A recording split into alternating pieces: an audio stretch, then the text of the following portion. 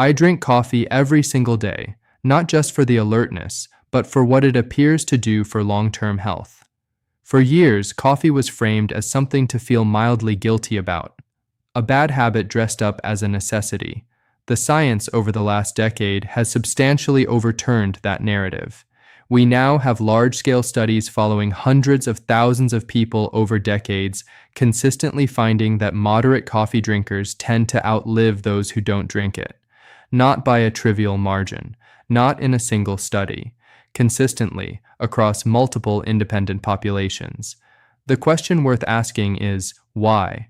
What is happening physiologically inside your body when you drink coffee that might be adding years to your life? Today, I'm going to walk you through 3 distinct biological mechanisms behind coffee's longevity associations, and then I'll tell you exactly how to drink it to maximize the benefit while avoiding the downsides. My name is Dr. Victor Hayes. Let's begin. The first mechanism is cardiovascular protection, and this is the area with the most robust data. For a long time, coffee was thought to be bad for the heart. Older advice suggested it raised blood pressure and increased cardiac risk. The large-scale evidence accumulated over the last 2 decades has told a different story. Moderate coffee drinkers, typically those consuming 2 to 4 cups per day, consistently show a lower risk of dying from any cause compared to non-coffee drinkers.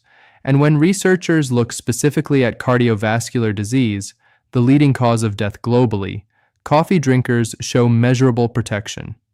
One particularly compelling analysis found that people who drank their coffee in the morning had approximately 16% lower all-cause mortality and 31% lower cardiovascular mortality compared to non-coffee drinkers. The mechanism is not caffeine alone. Coffee contains hundreds of bioactive compounds, including polyphenols and chlorogenic acids, antioxidants that appear to do real protective work inside the cardiovascular system. Here is the specific pathway. Much cardiovascular disease is driven by chronic inflammation and damage to the endothelium, the delicate inner lining of your blood vessels. When that lining is chronically inflamed and damaged, it becomes the site of atherosclerotic plaque formation, the buildup that narrows arteries and ultimately causes heart attacks and strokes. Coffee's polyphenols appear to reduce this endothelial inflammation and improve vascular function. They support the ability of blood vessels to relax and constrict appropriately, which helps maintain stable blood pressure. Coffee also appears to support insulin sensitivity, reducing the insulin resistance that is itself a major driver of cardiovascular disease. When your cells respond appropriately to insulin, blood sugar is managed efficiently, the metabolic cascade that damages blood vessels is blunted, and cardiovascular risk falls. The fact that these benefits appear even after researchers control for diet, exercise, and other lifestyle factors suggests that something specific about coffee itself is producing this protection. The second mechanism is more fundamental. Coffee appears to slow aging at the cellular level. Aging is not simply time passing. At the cellular level, aging is driven substantially by oxidative stress, the accumulation of damage caused by reactive molecules called free radicals. These molecules damage DNA, cell membranes, and proteins inside cells. Over decades, that damage accumulates and accelerates biological aging. It is also one of the primary drivers of cancer, dementia, and cardiovascular disease. Anything that reduces oxidative stress has potential to slow the aging process and reduce disease risk. Coffee is one of the richest sources of antioxidants in the Western diet. For many people, it is the single largest daily source of antioxidants, more than fruit and vegetables combined. The polyphenols in coffee, particularly chlorogenic acid, neutralize free radicals and reduce oxidative stress throughout the body. Researchers have begun examining telomeres, the protective caps on the ends of your chromosomes, as a marker of biological aging. Every time a cell divides, telomeres shorten slightly. When they become too short, cells stop dividing properly and the signs of aging accelerate. The rate of telomere shortening is influenced by oxidative stress. Multiple reviews have examined the relationship between coffee consumption and telomere length and have consistently found that regular coffee drinkers show signs of reduced oxidative stress and slower biological aging. One analysis estimated that regular coffee drinkers may have approximately 1.8 additional years of health span, not just lifespan, but the period during which they are genuinely healthy and functional. This is the cellular argument for your daily coffee, not just alertness in the morning.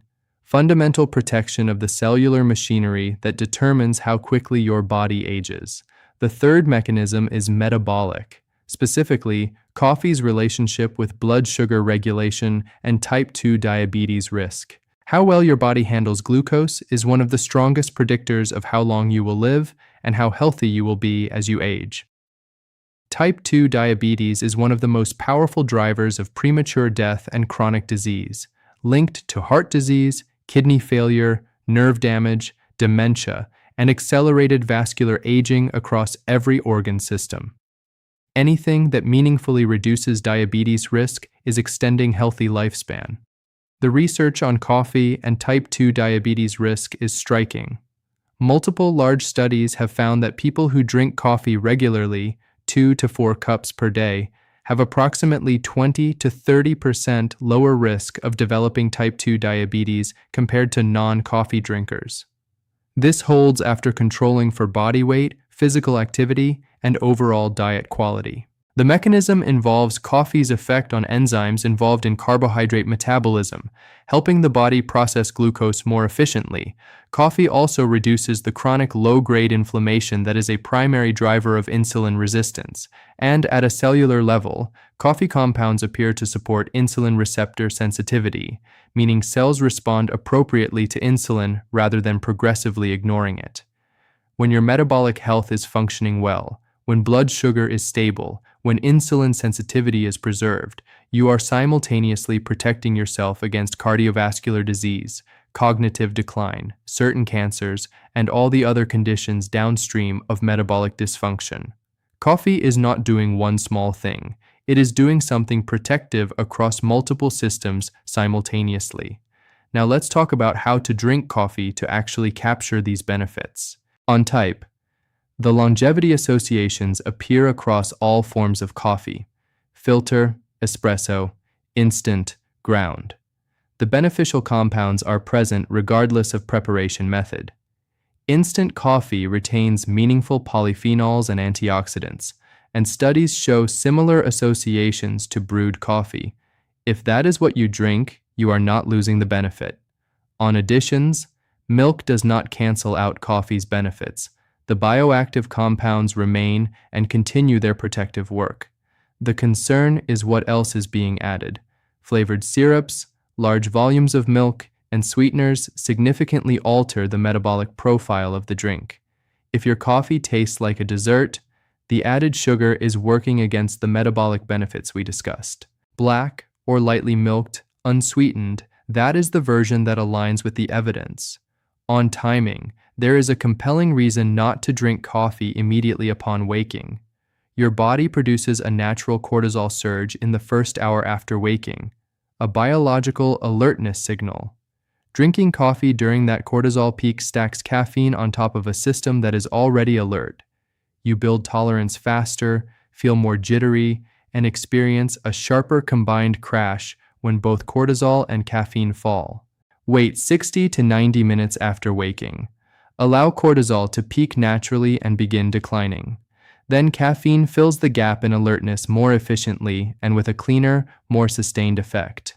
On the other end of the day, caffeine has a half-life of approximately 5 to 6 hours. A coffee at 3 p.m. still has half its caffeine active at 9 p.m. Poor sleep undermines every benefit we discussed: metabolic, cardiovascular, cellular. Cut caffeine off by early afternoon. Preserve your sleep.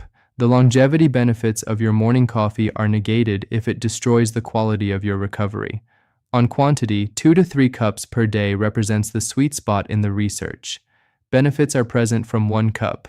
Beyond 4 to 5 cups, the data shows diminishing returns and increasing risk of anxiety, palpitations, and sleep disruption. On sensitivity, caffeine tolerance varies significantly between individuals. If coffee consistently worsens your sleep, causes palpitations, or increases anxiety, the negative effects may outweigh the benefits for you. Decaffeinated coffee retains much of the polyphenol content, and some research suggests it may carry similar longevity associations.